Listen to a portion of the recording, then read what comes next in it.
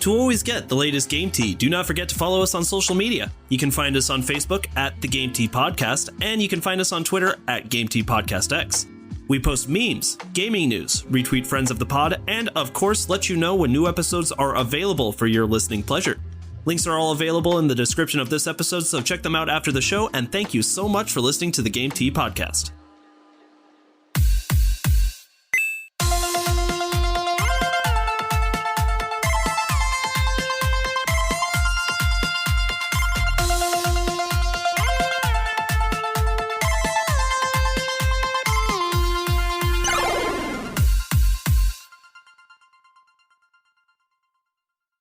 And how are them mics? Do we have hot mics? Mic is hot.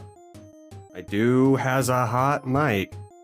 So, would you guys prefer to shit yourself in public once a year, every year, or every day in private every year? Hello, everyone. Hello, everybody, and welcome to another episode of the Game Tea Podcast. Okay, hold on. Wait, we do need to answer that question. Okay, so once a year in public or every day, but you're by yourself? Yes. Once a year in public. What's the consistency of this poop? Is it like... You have no idea. It depends on what you ate that day. It's a gamble every time. Once in public. Because then I ruin a pair of pants, a pair of underwear, and my reputation, which is already in the toilet. Or if I pooped every day, I would ruin so many other things that I own. I was thinking once in public as well. Yeah, you might go viral. No publicity is bad publicity. You see, I just don't think that's true. Now, see, that's pretty shitty. I see what you did This there. This guy gets it. Hello, everybody, and welcome to another episode of the Game Tea Podcast. My name is JP. I'm Peaches. I'm Zach, who goes third for some reason. And I'm Czar. So, you know what I noticed about when I'm not on the podcast? You guys really like to use me as a scapegoat for fucking everything, when I am not here to defend myself. Damn right. Well, hold on. I don't know what you're talking about, JP. You sound crazy right now. I blame JP for that. Anyway, what are we doing on the podcast today, guys? I feel like I'm being gaslit. JP, don't use words. Hold on. Was that the Otamatone I heard? Yes, you heard the Otamatone. What did I say about shenanigans? Always and forever? The opposite. Czar, put that away. But Rainbow Road gave it to me, and we didn't have shenanigans last week. There were so many shenanigans and tomfoolery, hijinks, everything. You guys did everything without me. You even said you had the whole family here except me, and proceeded to engage with some of the biggest set of hijinks I've ever seen. Have you ever thought that maybe JP would like some hijinks? Listen, there were some shenanigans, there were some hijinks, there was some tomfoolery, maybe a little bit of nonsense, a few instances of monkey business, and quite possibly some antics. But other than that, you missed out on nothing. I didn't realize how many words there were for just bullshitting. I think monkey business was my favorite. Can we stop monkeying around and get to our itinerary? Hey. Yes. Zach, would you like to do itinerary for the day? What are we talking about? Today on the podcast, we are talking about shareholders unhappy with Microsoft acquisition. Member Amazon Luna. Member? You a member? I member. Oh, I remember. Valve may bring Xbox Game Pass to Steam. Then quick takes, some tomfoolery for JP, and then game releases. Yeah. I want in on that tomfoolery and the monkey business and the antics. Wait, this first article goes to me. All right. Correct. This is coming to us from Winston Cho, who is a part of The Hollywood Reporter. So, TLDR for our listeners. Activision shareholders are suing to block the video game company's proposal of $68.7 billion sale to Microsoft, alleging the deal will primarily benefit Activision insiders to the detriment of ordinary investors. Oh, boo fucking who. You really consider Microsoft shareholders like average investors? Go fuck yourselves. Oh, no, these are the Activision shareholders that are unhappy, I believe. Oh, my bad. That's better. That makes everything better. Yeah, there we go. The Activision shareholders who have seen them drop steadily since, I feel like every other month there was something negative about Blizzard. They weren't suing them then. Right, and had no fucking problem with that until they were losing money. Well, they're not losing money.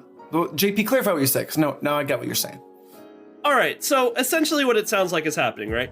Activision shareholders sue to block the $69 billion sale. And as you alluded to, the reason why is because in the long run, they feel like they wouldn't be making as much money, right? If this was owned by Microsoft. Oh, that's not why. Okay, then what's going on?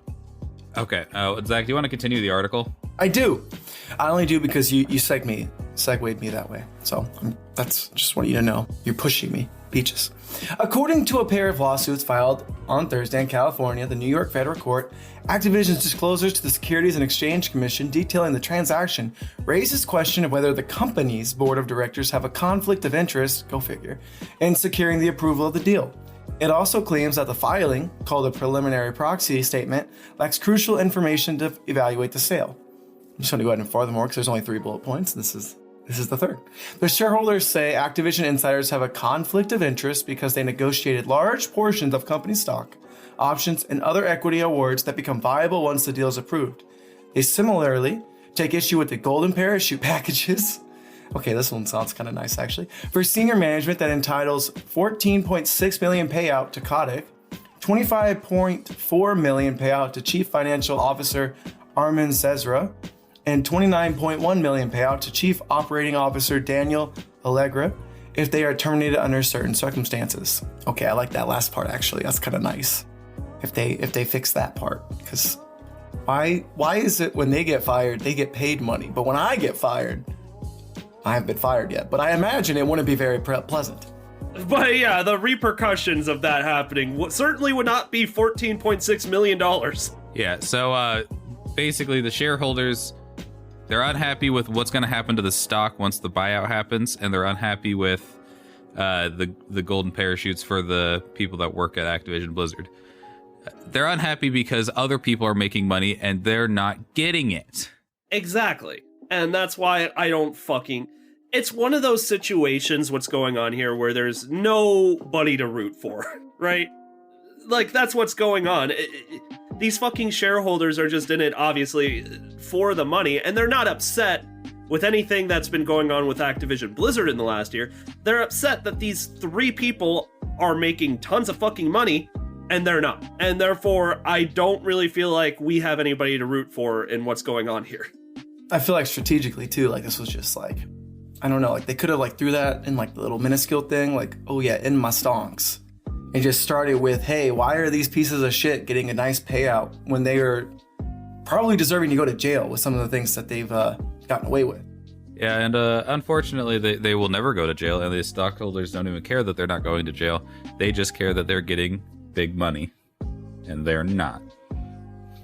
This sounds like a typical problem that shareholders will complain about. It absolutely is. And I think the thing that's been like kind of pissing me off the most is like a part of this article, like what the shareholders have been using is like they're really attaching frat house culture to this entire situation, which is understandable, except that exact same culture definitely probably exists within these shareholders, you know? And it's just like they're using this opportunity to kind of dogpile on a company that's been under fire, again, just to get more money, just to kind of get people angry when they're no fucking better. It's just so much sleaziness all around, you know?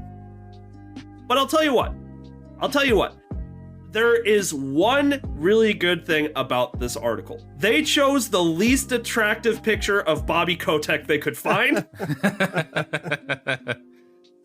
Look, this man has like 8 chins. He just He looks like he just got done with like a night of binge drinking and then ordered a fucking Bud Light for breakfast at a shitty restaurant.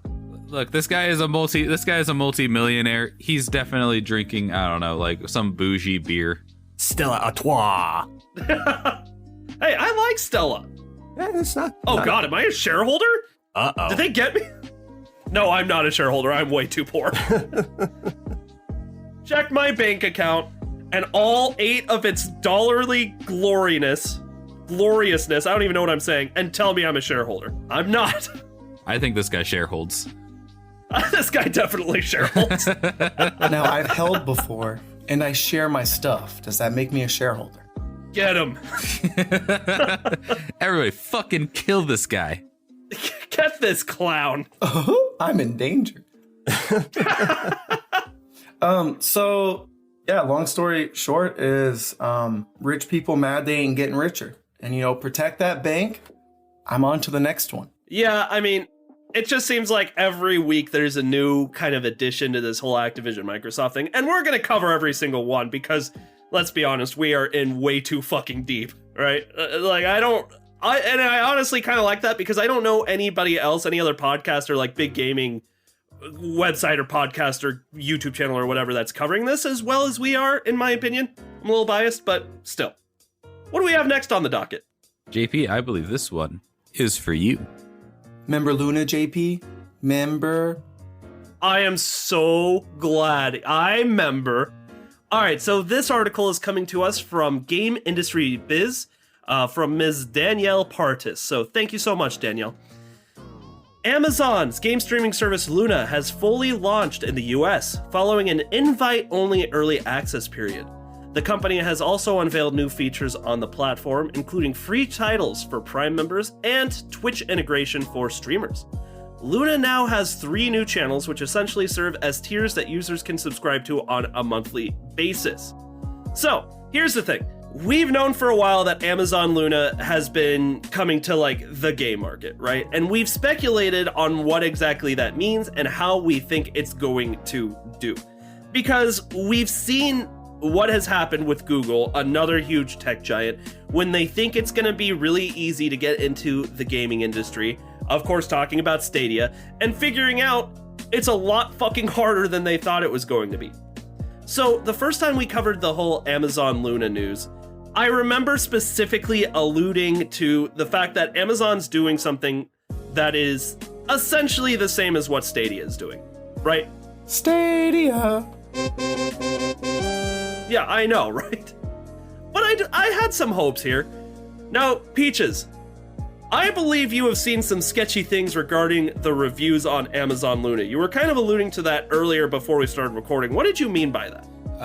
Yeah, so the Amazon Luna, like when I'm almost certain that they're like paying people to review it well, which that's normal, it's to be expected. So like if you look like on Amazon, it has like a 4 out of 5 stars like review, but then like I don't know, I assumed it was gonna be bad, so I specifically was like looking for someone that like just had anything bad to say about it. And I mean, like, because when I saw this posted on Reddit, all of the comments were saying how bad Luna was, like how they got one of like those like beta invites or whatever. Like they played it like a couple weeks before it was released, and they were talking about how they were having frame rate issues, how it was like there was latency issues, and like it was just laggy, and that they wouldn't recommend it in its current state. And so I was confused to see like all these positive reviews promoting it, and Tech Radar also did a big piece on it, and essentially echoed the same sentiments that were in that the comments on Reddit, saying that it's an interesting service that just has a lot of polish needed to be added to it. I think I can't imagine that Luna isn't experiencing the same kind of issues that Stadia did when it first launched, right? And those are in regards to first game streaming, which requires a ton of internet bandwidth that frankly I don't think most people have. And on top of that, like laggy server issues and a few other issues with the implementation of the device itself. So, is anybody here surprised that this is having issues? Shocking. Absolutely shocked, I tell you. Yeah. I am also I'm not shocked. I just I wish people would learn. Rich people.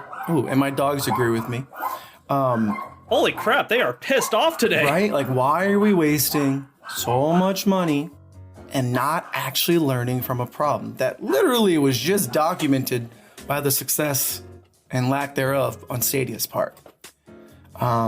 Cool thing is, just like Google, Amazon has limitless money, so they could fix this. Are they gonna? Probably not. Your turn, Zar.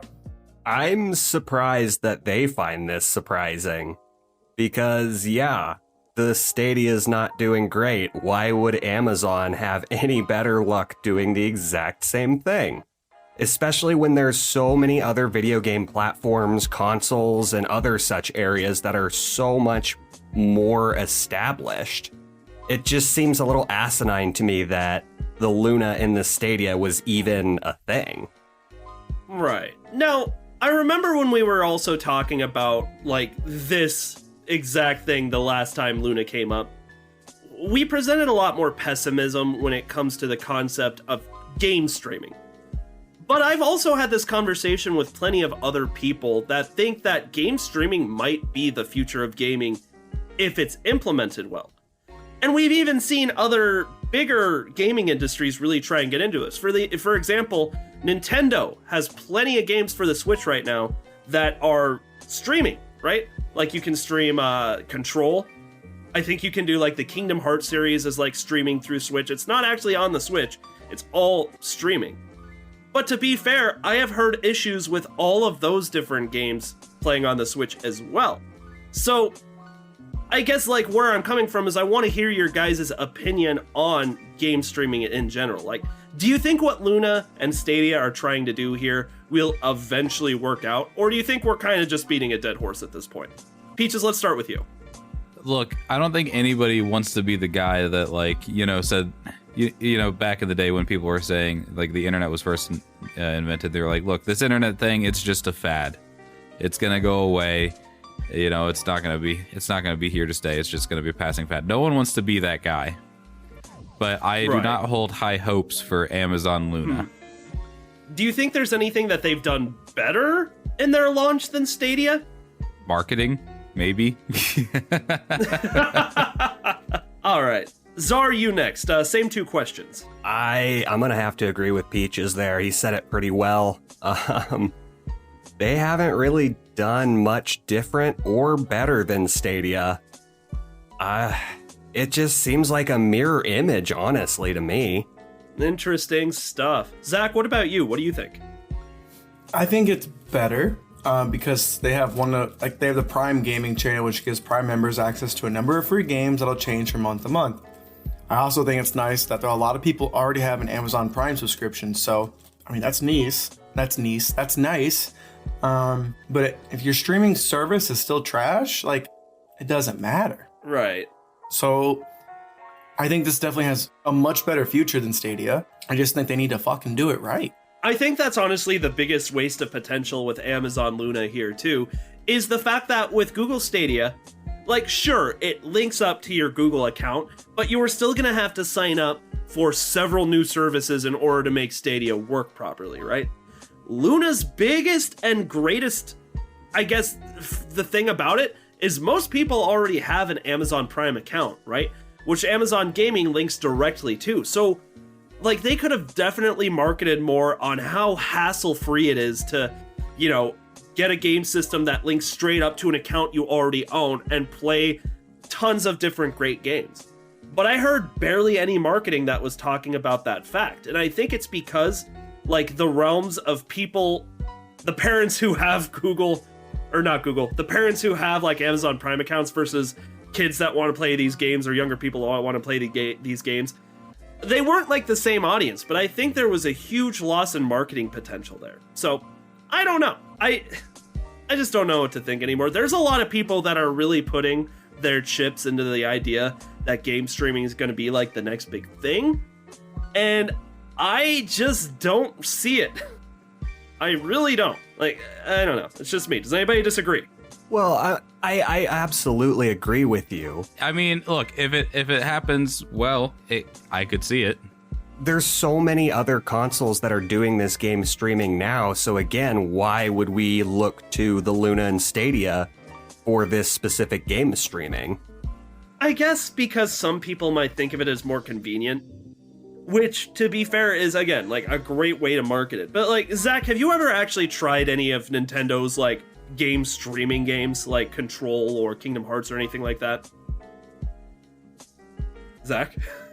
And these 10 seconds of silence brought to you by Zach taking care of his dogs. Who's talking shit? Zach, I was gonna ask you, Zach, have you actually tried any of the game streaming aspects of the Nintendo Switch? Like, have you tried to stream Control or Kingdom Hearts or anything like that? I'm waiting for my boss to invest into that for me. So no, I have not yet. Who's your boss? Is it Krista? Is it? I mean, yes. I was gonna say Krista has way more power over you than I do. I'm a wild card, bitches. I think maybe Luna can kind of still pull themselves up by their bootstraps and try and do something here. But mediocre launch, mediocre service. I'm done. Like, this isn't something, like, you can't just dive into this and bullshit your way through it. Like, these are companies that make billions of dollars per year, and it's just like, did you really think you could just pop into here and steal like a little bit of the market share when, like, Nintendo, who's been around since like the dawn of dinosaurs, like, has struggled with like the Wii U recently? I just think they're stupid. I just think they're just being lazy and they're trying to get a quick grab when they could actually make something really cool, which is where I get frustrated, because like the fact that the Xbox Series S can be as powerful as an Xbox Series X based off the Microsoft servers, that's really cool. I don't know. I think that's where Xbox and Microsoft, they have a really good lead, and like I think they will be the ones to get streaming right, I just think they're the ones who are going to get it right. Because $15 a month to play so many games on Game Pass, and like if you have like a Series S and you want to play it with Series X graphics, it's just a stream click away or something like that. I don't know. And it's even on your phone too, right? Like shit. Yeah.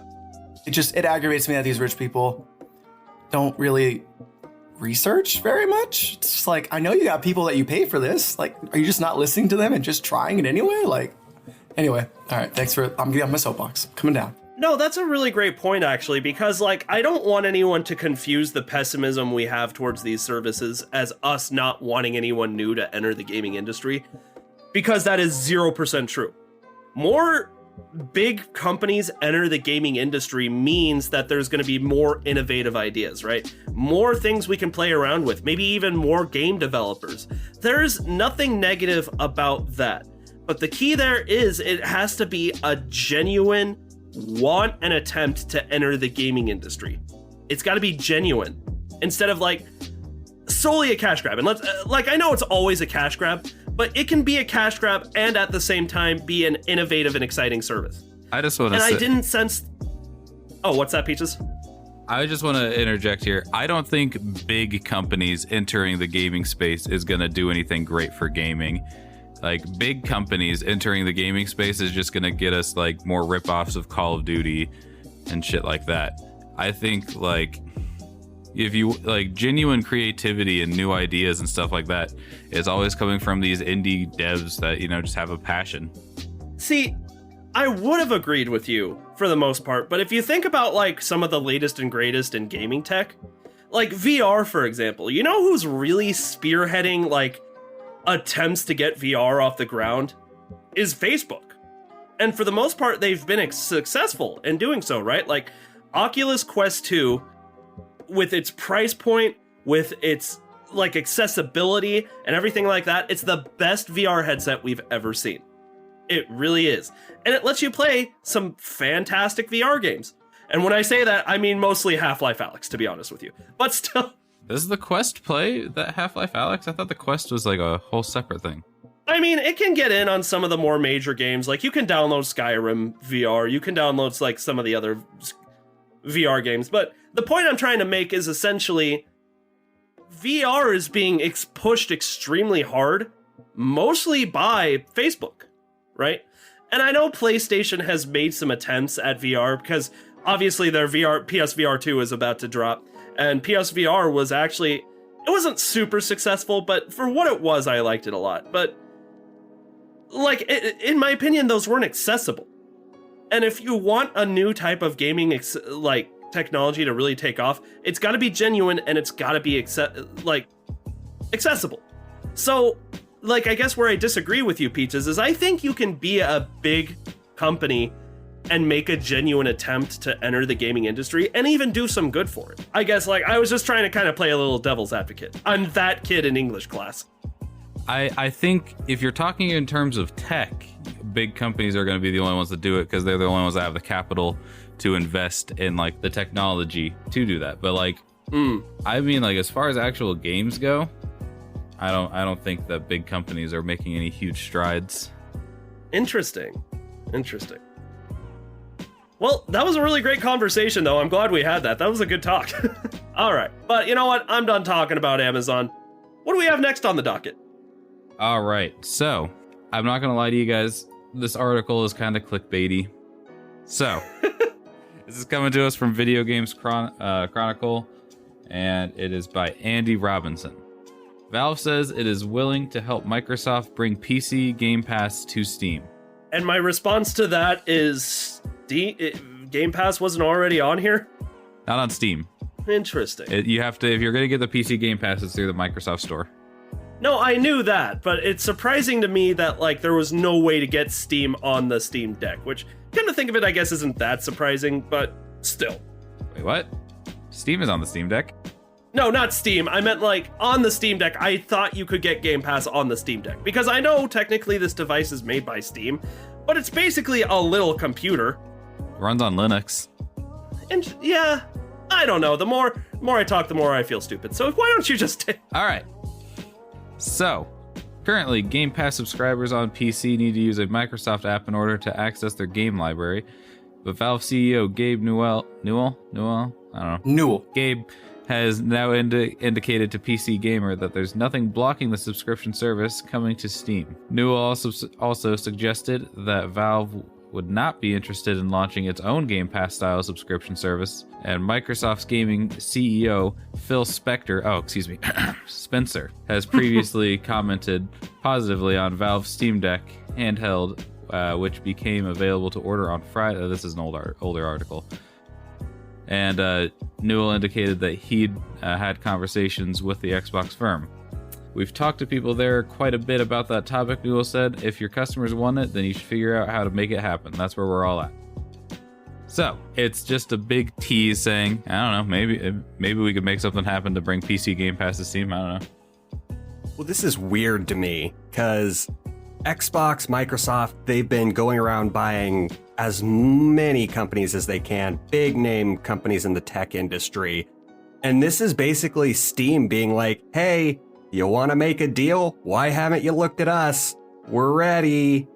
Which is just weird to me because nobody's ever just kind of like announced that they want to work with Microsoft. It all just happens under the table and we find out about it months later. Well, that's the thing that's interesting here is, like, I know Microsoft is obvious because they're Microsoft. They're always looking for integration, but Steam is notorious, aren't they? For just like, no, you're going to use Steam. It's going to be like that and you're going to like it, right? Like if the Steam Deck actually did something to like integrate an easy way to access Xbox Game Pass, like it would be because the fans really want it. And not because they're looking at this from like a deeper business strategy. Because for the most part, Steam has a monopoly on like PC gaming. That's why they're not interested in launching like an Xbox Game Pass style service. So like, just like from what I know about Steam, they do not play well with others. So as for like actual like integration with Xbox Game Pass, I don't think it's going to happen. It could happen. I'm not holding my breath. And plus, like, I'm sure there's some way to get to Game Pass from your Steam tablet, you know? Well, like there's gotta be some way. This is referring kind of to the Steam Deck and also to Steam in general. Okay, so it's not just about the Steam Deck. It's about, like, what does Steam want to do? Yeah, it's like this, like, as if Steam brings, you know, the PC Game Pass to Steam, then you would obviously be able to access that from your Steam Deck or your computer. Right. That's so interesting. But also, it's funny how this article said a lot without actually saying anything.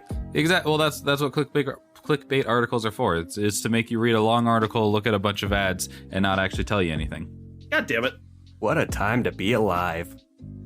You are welcome. I mean, I have a fun little kind of tangent that goes with the Steam Deck conversation if we don't have anything else to say about. Fucking love tangents. Only if it involves monkey business. Monkey business? I don't know if you guys heard, but Nintendo DMCA'd a video on YouTube that showed how you could emulate Nintendo games on the Steam Deck. And it's kind of turning into one of those things where, like, I didn't even think that's something that you could do until Nintendo decided to DMCA a video about it. They brought the attention to themselves. They brought the attention onto the thing that they were trying to avoid people doing. Yeah, they do that a lot. Why? Because emulation and pirating. What's to be gained? Nintendo hates emulation, right? Like, they hate it. Yes. We've known that for decades. If they could put a stop to it 100%, they would spend infinite money doing so. Correct. And so, you know, they DMCA a video that shows you how to do it on your Steam Deck. I think it was a few videos. Was it a few? Okay. Yeah. I thought there was like one super popular one. Yeah, so now a lot more people are aware that this is something that you can do, and they're going to be looking into it. Right, and it's like the emulator. Like, you can literally like emulate Switches with it. It's pretty crazy, and I would be mad too about like protecting my like property, because 99% of the time, the people who are doing this probably haven't bought the game. That's probably a little high. Probably 80%.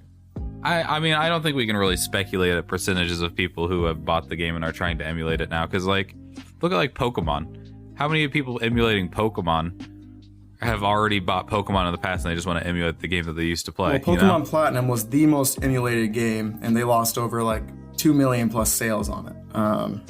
I mean, did they, though? Because... Yeah. Yes, they did. Pokemon Platinum is a game that came out X amount of years ago. They don't, they're not offering it through any online service, right? Like, you can't buy it on your 3DS. Okay, I see what you guys are saying, but this is like in context to like more stuff. If I need to go get the article, I can, but like, it's not just like random, I guess. Like, if it was Earthbound, it'd be one thing, but like, this was like the DS prime time when it was like getting pirated. I don't know. I mean, it's something that's happening all over the gaming industry. I don't know if there's anything they'd even be able to really do about it, although they're trying their fucking darndest. But, like, I don't know. We're going off on a tangent that has nothing to do with the article, so why don't we just move on for now? Actually, I think we're pretty much done, so we can just kind of hit up the quick takes. This is looking like it's going to be a quick episode. Okay, no, you hold on right now. We're going to talk this through a little bit more. Okay.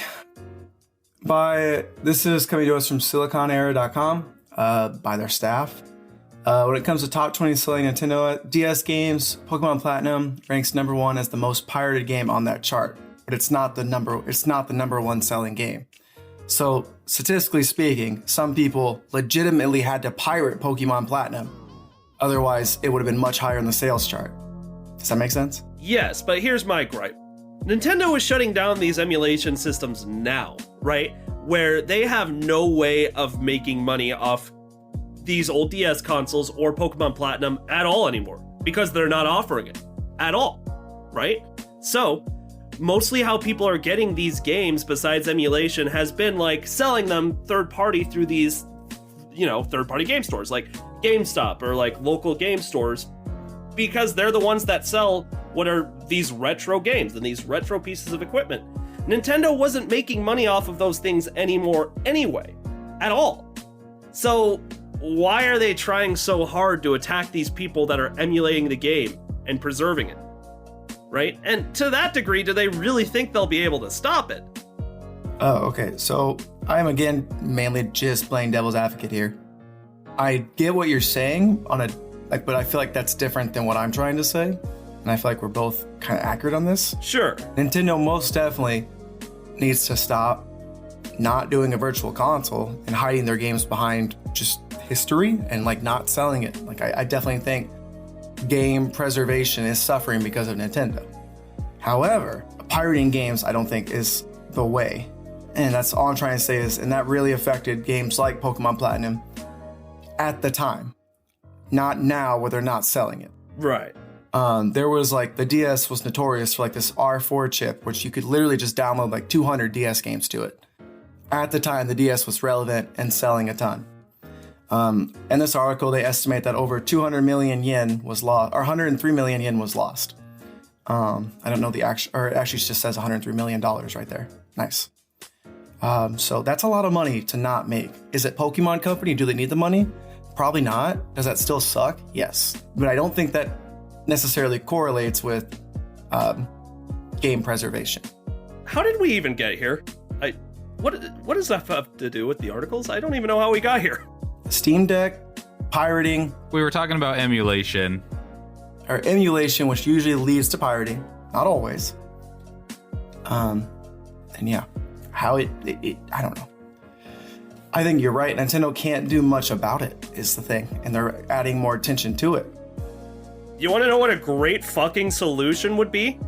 If Nintendo worked on a real virtual console with those games, which would be extremely easy to do, would stop all these problems that they think people are having. Like, Nintendo is just the king, in my opinion, of making business decisions that make zero fucking sense most of the time. And at the same time, really trying to kind of like break down the people who are trying to like preserve these games when Nintendo's not doing it.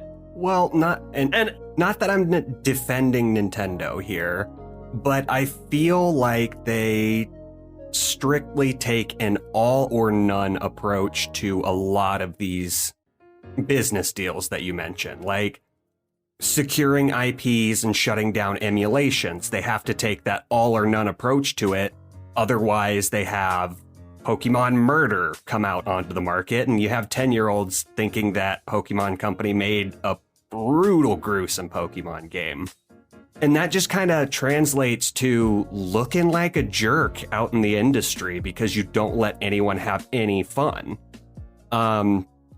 It sucks, but I think it's just a reasonable business strategy that they're adhering to.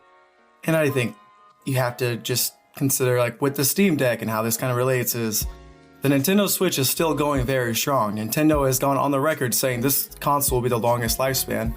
Like 7 to 10 years. We're on year 5. It just started year 5 of the Nintendo Switch, and now you have this Yuzu emulator, which can lead to lots of pirating of Nintendo Switch games, so a lot of lost sales. Again, you could have the Robin Hood approach to it, where you just think like, hey, this company has enough money, but I definitely think they need to defend their property, but I don't know if emulation is something they can stop. Sadly, because they are losing a lot of money on this, or they will potentially lose a lot of money on that.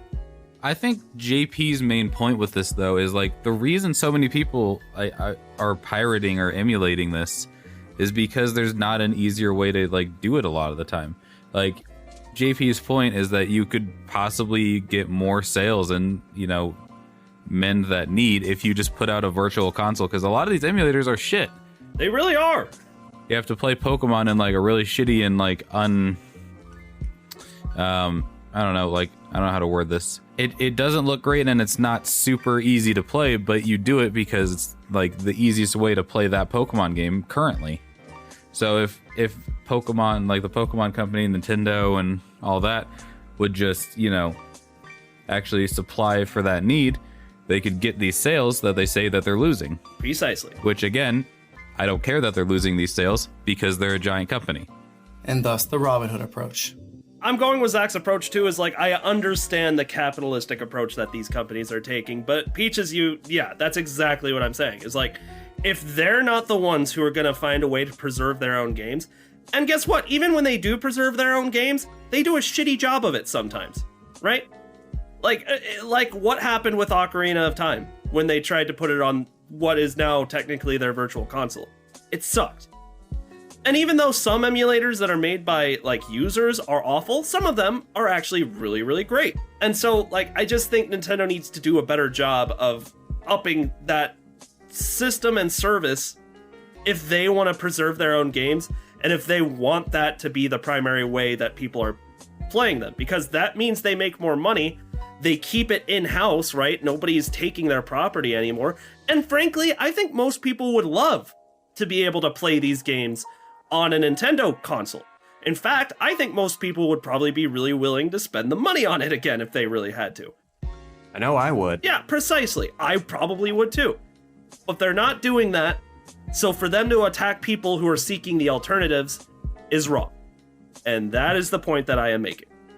The point I'm making is I agreed with you, but I'm also saying that the Steam Deck, literally with the emulation that was provided on the video, tells you how to never buy a Nintendo Switch and get illegal access to a bunch of Nintendo Switch games, which is current market issues. That has nothing to do with their virtual console, which definitely needs to be fixed. It's just a bad move. All right, well, but then that goes back to our original point, which when we were talking about that, our point was more that they brought to light, by doing that, they brought this more to light than it would have seen. Like, I had no idea this was a thing that was going on, and then they DMCA'd it, and now a lot more people are aware of it. Which, to be honest, I'm very surprised that Nintendo did. Like, Microsoft has done stuff like this before, right? Where Microsoft actually got a kick out of seeing things like this at one point, like seeing mods and stuff. Like, they were enjoying it because they understood that that brought more attention to the game, and that's positive. But Nintendo, on the other hand, like, I'm very surprised that they did this, to be honest. But maybe it's because they're super confident in the Switch sales, which, by the way, they should be, because the Switch is selling like hotcakes. I don't know. I don't work for Nintendo. I am just a commentator on a podcast. What do you boys say? Should we move on to some quick takes? I'm ready for quick takes. Let's go. Let's do it. All right, Czar, this first one's about Halo. How about you take it? All right, we have a Halo Infinite update. Doom-style update, no co-op, will come later, no Forge, but the Forge is being tested, and the release is still later. This is coming straight from Halo Waypoint, written by 343 Industries, and they are addressing 3 main points with this update. Issues negatively impacting the player experience, complete Season 2 and delivering as promised on May 3rd, and continuing work on campaign co-op, Forge, and Season 3. Now, correct me if I'm wrong, because I didn't play Halo for a long time before Infinite came out. The biggest reason people were upset is because there was no Forge, right? And the co-op was kind of shit. There. Yeah. Are we talking about Halo Infinite, or are you talking about Halo 5? Infinite. Oh, well, I mean, the people are upset with Halo Infinite for a lot of reasons. That's fair. Like, well, it's like they don't like the monetization. They don't like that the campaign didn't drop with co-op. They don't like that Forge didn't release with the game. I mean, those are the main things that people are upset about. Like and there's also like there's not a huge array of maps in the multiplayer. There's really not. That was one of the things I was the most disappointed with, to be honest with you. Well, it's like you could easily, just take your old maps that everybody loved and put them into this, but they didn't. I mean, I don't want to bash on Halo Infinite too much in that regard, because it was a damn fine game. Not to say it could not have been better, but no, it's good. Like it is good. It is a good game. Czar. I mean, Czar, come on. With all of these things you're hearing about that's going to come in the March update, are you thinking about giving it another chance? That's what I have to say about that. Yeah, but what does it mean? Probably. I don't speak Otamatone. Probably not. I mean, I'll get into Halo eventually, but I've got so much else to play, and Infinite just has not interested me. I don't know what's going on here, man. You're blowing my mind. I know. I never thought I would see the day where I was just so bleh from seeing new Halo. I still don't have the campaign, but I'm still hoping that when I get the campaign, it'll all turn around for me. Maybe. I don't... But even the multiplayer, I thought, has been a lot of fun. I've put at least 50 hours into just multiplayer. On top of, like, the 40-ish hours I put into the campaign. So, it's not just that you don't like it. It's the fact that everybody else here who is not the Xbox guy has said that the game is outrageously good. Yeah. And you're being the contrarian. That blows my mind, which you're allowed to do. But I also don't like multiplayer, so it's not as unforeseen. I honestly don't either. I'm not a huge multiplayer guy. All right. Anything else you want to add to this, Czar? Not particularly. Just, quick fixes, bugs, fixes, and preparing for a new Halo season. All right. So I've got a quick take that I think is super interesting. This is coming to us from Destructoid.com. The Cuphead show certainly is not a wallop. So we talked a little bit on the podcast. This has been in the works for a while now. Cuphead, one of the coolest games that's ever been released, albeit rage-inducing, got its own show that came to Netflix. And a lot of people are giving it mixed reviews. The main reason is because, like, one, the story involves, like, the adventures of Cuphead and Mugman that roughly relate to what happened in the game, but not really. And two, they're not too fond of the animation style, which is crazy because I feel like the animation style is actually really, really good. But what people were expecting was the literal, like, they call it the golden era of animation, right? Where it was like hand-drawn images for every image of a television show to give it that authentic feel. For a fucking cartoon that was coming to Netflix, to which I say, are you out of your goddamn mind? Nobody hand draws animation anymore. Are you, yes, exactly, are you fucking crazy? So, I've watched the first 3 episodes of the Cuphead show, and to address the animation first, I think it's very good. It's not exactly like the video game, but it's pretty darn close. It's reminiscent of animation from that era, while using, like, contemporary animation techniques, which is what I thought they were going to do. I thought we were all on board with that, but people are complaining about the animation, and I think that's stupid, because the show looks good itself. If you have any real complaints about the show, you could make it about the story, because it's more about, like, you know, kind of those one-off episodes where it's just a short little story about Cuphead, Mugman, and all the surrounding characters, which I could see, like, the disappointment and, like, you wanted to see more about, like, the bosses you see in the game come to the show, which they do, by the way, just not every single episode. And people are upset about that, and, like, going and giving this, like, a 6 out of 10. Which, I don't know. I think people had their expectations set up way too high, because even though it's not exactly what I thought it was going to be either, for what the Cuphead show is, I think it's really good. And yeah, that's basically it. People complaining just for the sake of complaining, but we already knew that was a thing that was happening. Well, and I have to take into account, you know, the Netflix transition from video game to show, because Netflix has been huge on a roll with all of these video game shows and movies, and they do them really well. There's a lot to each of these features that people like. Are they going to be exactly like the game and how you remember them? Probably not. But Netflix has been killing it with these shows, so give them a chance. Give them a chance. Give it a chance. Like we gave a chance to the Sonic movie 2 years ago. And it was good. And now they're making a second one because of you. Look what you people have done. Yeah. Guys, I think the Sonic movie caused the coronavirus. That timing is way too much of a coincidence, right? Oh, God. I'm just saying. Everyone's talking about the bat theory, the pangolin theory, the lab leak theory. No one is talking about the Sonic theory, and I'm sick of it. The second Sonic flossed in that movie was the second the coronavirus started, I swear to God. It just appeared out of nowhere. All right, so last up, we're talking a little bit about Elden Ring. Zach, what's going on with Elden Ring? So Elden Ring sold really, really well. This is coming to us from Dexerto, and they commented that Bandai Namco spokesperson said that basic salary will go up by an average of 50,000 yen per month, which $500 extra every month. So they're getting a raise for making a good game, you know, how it should be. And so just wanted to give some positivity. Some people can still do it right. Employer incentive. Precisely, as it should be. Because it's not just fire. I mean, Elden Ring has been selling like absolute crazy. Besides the frame rate issues, which I think they are either they fixed or they're in the process of fixing.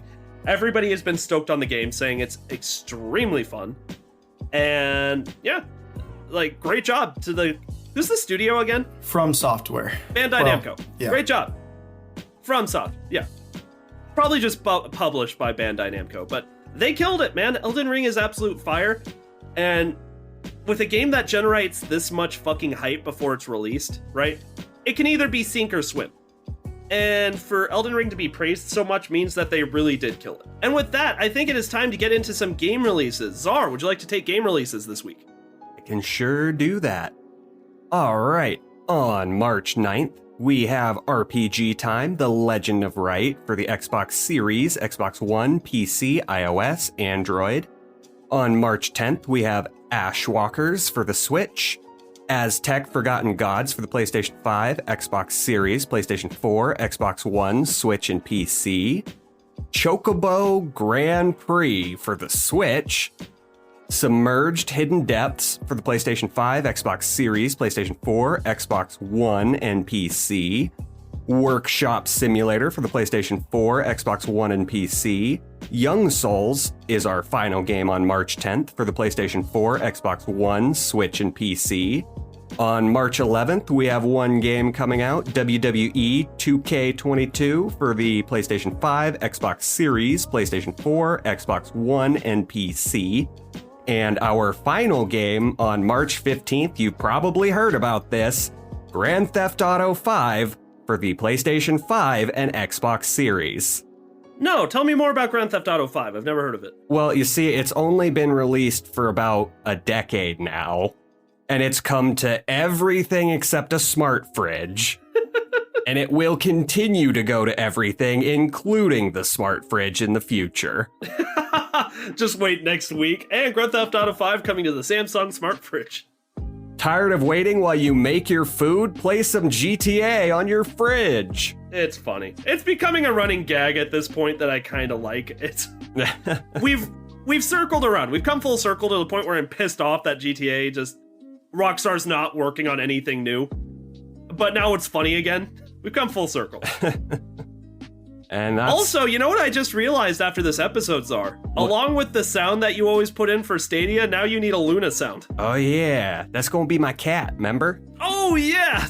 I remember. I remember. All right, gentlemen, we have had a long episode today. I am ready to play some D&D here in a little while, so I think it's time to wrap up. What do you say? Let's go. I also need to kick Czar's ass in some more Yu-Gi-Oh! Before we play. That's what I'm talking about. That's what I'm talking about. Czar, what do you say? All right. You think you can handle the JP style? Probably not. All right. That'll do it for this episode of the Game Tea Podcast, so thank you so much for listening, and we will see you in the next episode. You just got your game tea. Bye. Mwah. If you like what you heard today and you're looking for more ways to get your game tea fix, check us out on Patreon. With bronze, silver, and gold tiers starting at $2 a month, there are several incredible rewards you can receive for supporting the show, such as a follow from us on Twitter, access to a monthly Q&A session, an invitation to our private Discord server, and even bonus episodes of the podcast only accessible to patrons. Your donations will be used to make the show even better. The link to Patreon is in the description with our social media, so go check it out. Once again, thank you so much for listening to the Game Tea Podcast.